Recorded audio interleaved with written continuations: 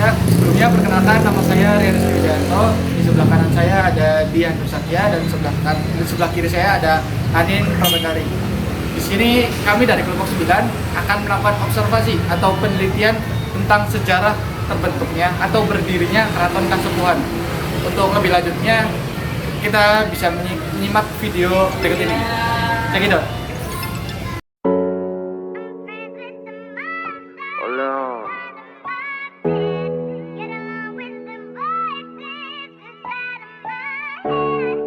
Menjelaskan sejarah singkat dari Keraton Kasepuhan.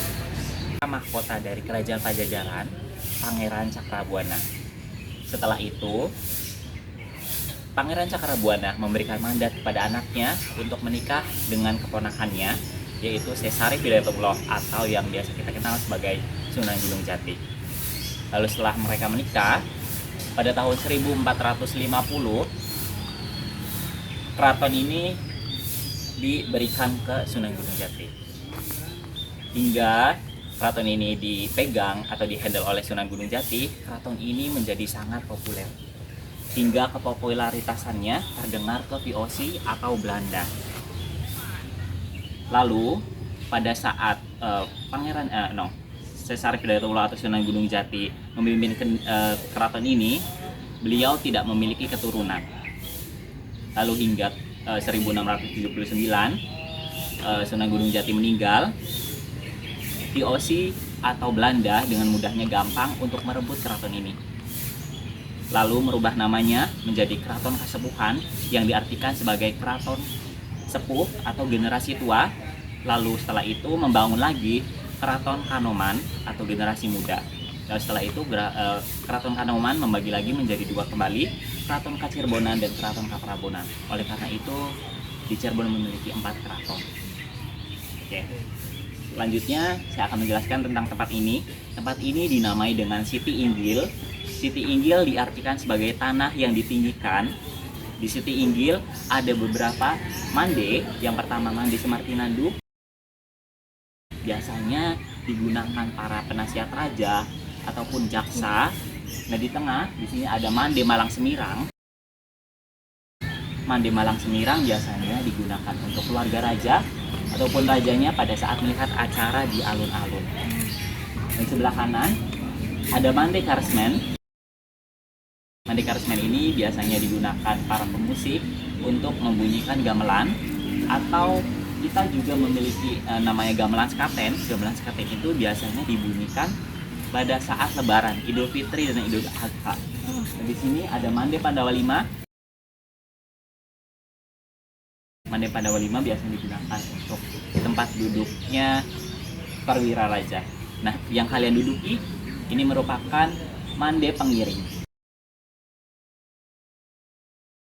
Mande yang digunakan para prajurit raja. Nah, di belakangnya ada batu bernama Batu Linggadanyoni. Batu Linggadanyoni menggambarkan tentang kesuburan antara pria dan wanita, atau Adam dan Hawa. Boleh, mungkin kita lanjut lagi aja.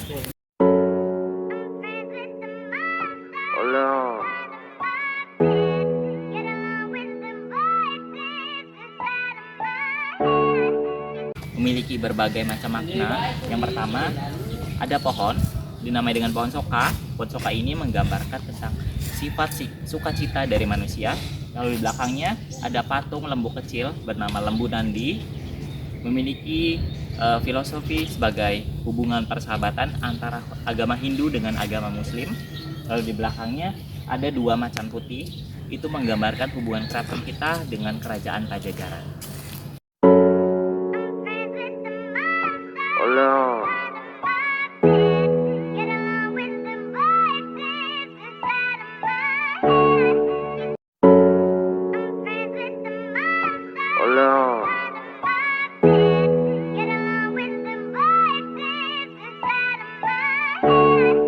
Sebagai arah petunjuk kiblat, tetapi setelah Sunan Gunung Jati datang membangun Masjid Sang Agung Citarasa yang ada di depan, ini batu ini tidak digunakan kembali.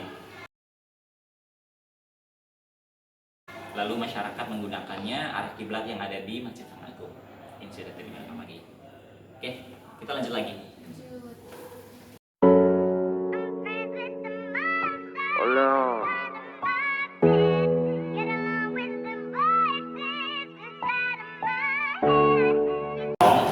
Diartikan kalau misalkan dengan bahasa Cirebon, sing arani bareng-bareng.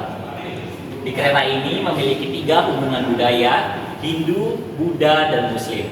Hindu digambarkan oleh belalai gajahnya, Buddha digambarkan oleh tanduk dari naga, untuk Muslim itu digambarkan oleh tatakan sayap dari burung tersebut. Kereta ini dibangun pada 1549, lalu terakhir digunakan pada 1942. Lalu tadi saya bilang kereta ini sebagai kereta tercanggih di zamannya karena sudah memiliki fitur suspensi seperti mobil-mobil di zaman sekarang. Lalu ada fitur power steering untuk mempermudah gerak setir. Kereta ini ditarik oleh 4 kerbau, khusus kerbau bule.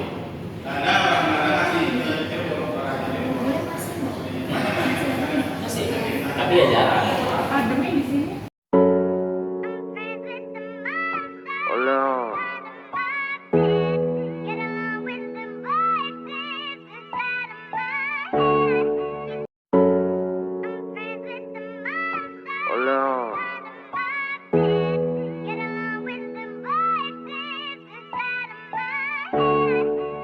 Hanya digunakan sebagai alat musik dan alat transaksi.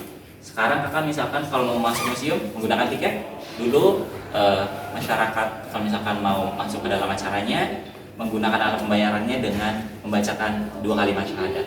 Jadi secara nggak langsung para tamu akan masuk Islam. Perabot kristal dari Eropa karena dulunya Cirebon berdekatan dengan Batavia atau Jakarta. Oleh karena itu, Cirebon bisa dibilang sebagai tempat kedua untuk ekspor dan impor, sama seperti Batam. Makanya di sini banyak benda-benda pusaka atau peninggalan dari Eropa. Contohnya ini. Ini untuk menghisap opium atau ganja. Ada perhiasan-perhiasan dari bahan kuningan, tapi ini bukan kuningan asli, kuningan sari. Di bawahnya ada pakaian-pakaian dari Sultan 10. Sebelah sananya ada alat-alat kecantikan yang digunakan oleh putri-putri sebelumnya. Diisi dengan bahasa Cirebon juga, tapi ditulis dengan bahasa Arab. Ini kebetulan covernya dari para sesepuh kalian, anak IAIN juga. Ini dipercaya sebagai penjaga dari Kali Krian yang ada di belakang keraton ini. Sampai sekarang sebenarnya masih dipercaya ada sih. Ya, sebagai lengkungan atasnya, bacem itu proses dari pembuatan pintunya gunanya untuk memperpanjang usia pintu. Oleh karena itu, pintu ini sudah berusia sekitar 500 tahun.